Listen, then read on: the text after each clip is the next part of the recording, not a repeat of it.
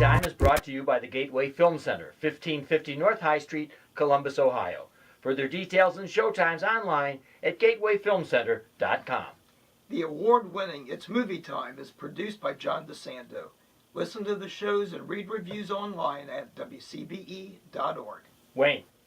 John. It can be cold in July. Oh, but it was warm in the theater watching this. I liked this movie a lot. I really did. It's about what? Well, who knows? It shifts so dramatically halfway through the movie. At first you thought that this is going to be one of those suspense, revenge type flicks, but then all of a sudden it switches to almost a latter-day cowboy movies as these three guys are riding off to right wrongs. And of course it's adapted from a 1989 novel, Joe Arn Lansdale. And I think it was a really good move to still place the movie in 1989. Yeah, it's good. Yeah, it is in the category of a neo-noir. So it's film noir, but it's new noir. And you have Michael C. Hall from Dexter. Yep, I like Dexter. Has a home invasion, shoots the invader, and everything seems fine because he's somebody who's expendable, wanted, whatever. But the worm turns. Oh, big time. As soon as they find out that he's the son of a very rugged Sam Shepard. Oh my gosh, is he? Nobody evokes modern day Texas as Shepard does. No. I mean, the guy does an excellent job, this ex-con that comes around seeking revenge. Yeah, it reminds you a little bit of Max Cady in Cape Fear. Yeah. At least initially. Yeah. He's going to harass them because he has Richard Dane, I think is his name. Is that correct? Yeah. Anyway, that our protagonist has killed his son. Yes. And he wants revenge. And he's got a very pretty wife. Yeah. A little tow-headed boy that runs around, but both of them, rightly so, are rather peripheral. Except the wife gets, and I liked her. She kind of gets on him, and Hall, I'd say if maybe. And I really like Dexter, and I always thought he did an excellent job in Dexter. But I think he was pretty much the weak link in this film, in more ways than one. Oh, yeah. Even because you kept thinking, why is he doing these choices? Why is he doing his character in the movie? Basically, he gets involved with the two of these very rough guys to go after the really bad guys, the Dixie Mafia, which you don't want to play with. Yes. But Sam Shepard's character has just come out of prison. He's a lifetime denizen of the place, so he knows his way around. And then what makes the film even better than this noir stuff is Don Johnson rolling up in this cherry red convertible with the longhorn horns on the front of it, and these cowboy boots and these embroidered shirts and the white cowboy hat, and the guy really makes the movie. We can't even say the name of his car here that he calls. I was going to, and I didn't. I thought, well, no, maybe that'd be our general manager. Yeah, he would not like the name of the car. But what Johnson brings, and I thought I saw a little bit of Matthew McConaughey in him, and I was thinking back of Killer Joe, and even many of his recent films where he plays this kind of hot Southern guy, but he seemed, as a hog farmer. Yeah, which was really funny. It's kind of like he is a pig farmer, and he's a private eye, and it seems like he's got a little bit of money. And don't make any mistake, he's a tough guy, and he's a good sleuth. Yes. but some great little one-liners out of him, too. He very good. I really liked him. And really what kind of and you're thinking, okay, they're going to take on the Dixie Mafia.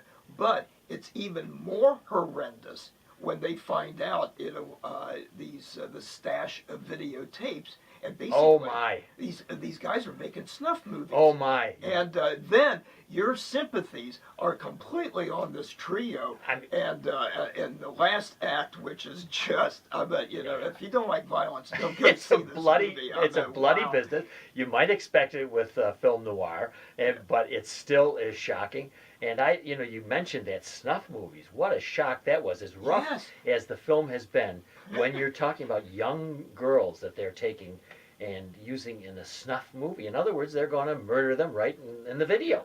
Yeah. Well, and all for trying to find Sam Shepard's real son.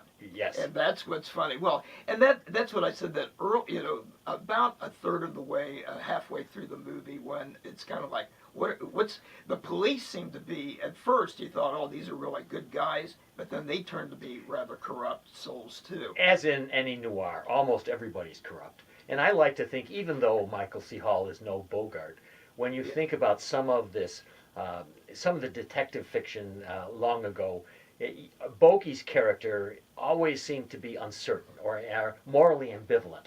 And I saw a little bit of a connection between him and that kind of character, which seemed to be a property of noir. You know, John, what it reminded me of somewhat, Hitchcock's Wrong Man type of themes that he had in his movie. Good one. Because as I'm sitting there and I'm thinking, all this crap that Michael C. Hall's character is getting into, I'm thinking, wow, this could have been a Hitchcock type character. Yes. That as he gets deeper and deeper in this mess, and then winds up finding redemption. Oh yeah, and make no mistake, every minute of this film is interesting, exciting.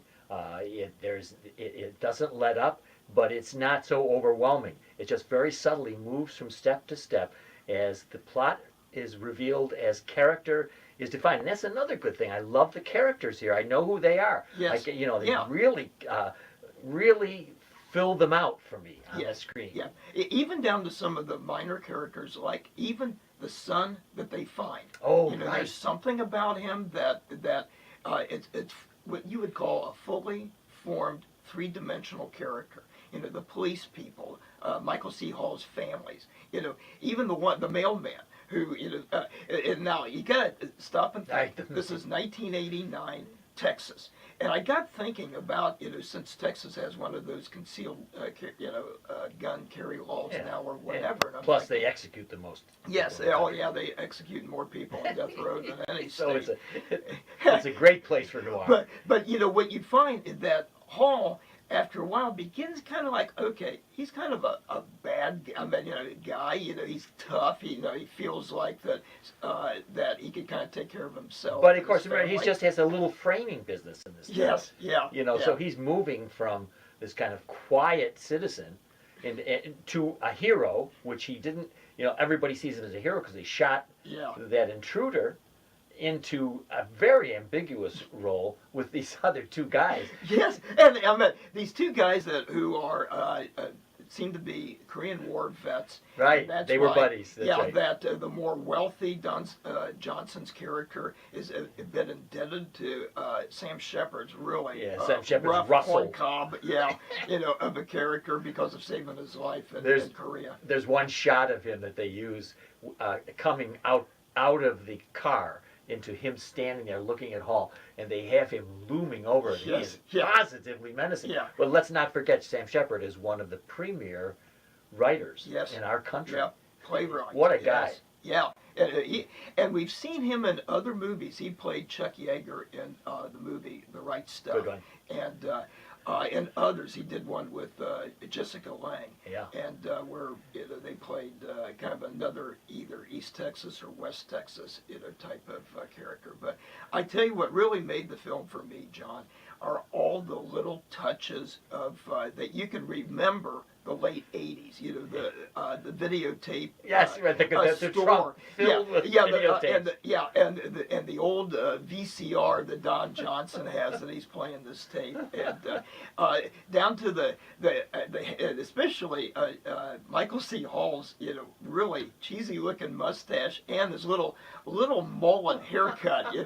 But I think one of the things that I really liked about it, I was just waiting for Don Johnson throughout the movie. So some of his little throwaway lines, like when he's trying to explain something to Michael C. Hall's character, and he says, "Do you get the picture, Framer?" You know.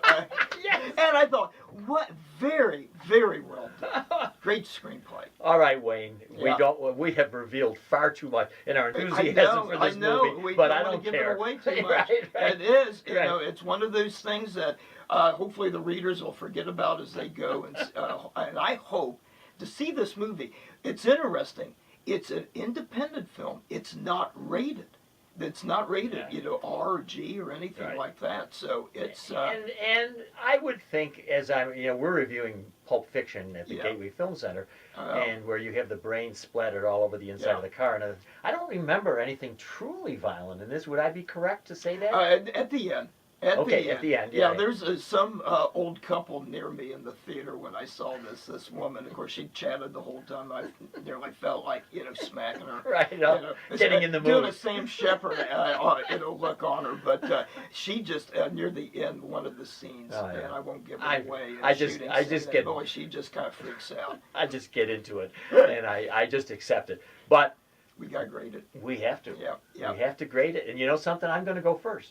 Okay, because usually as my guest I ask you, and I'm going to tell you this is a solid A- for me. Okay, well, John, I'm going to give it A- too. I was really debating giving it a B+ because basically it's a B movie. Yeah, it is. You know, when you stop to think about it. But I tell you, how it's put together and the acting, I really liked it. I'm glad I saw it. It's a delight for the summer. Yep, it is.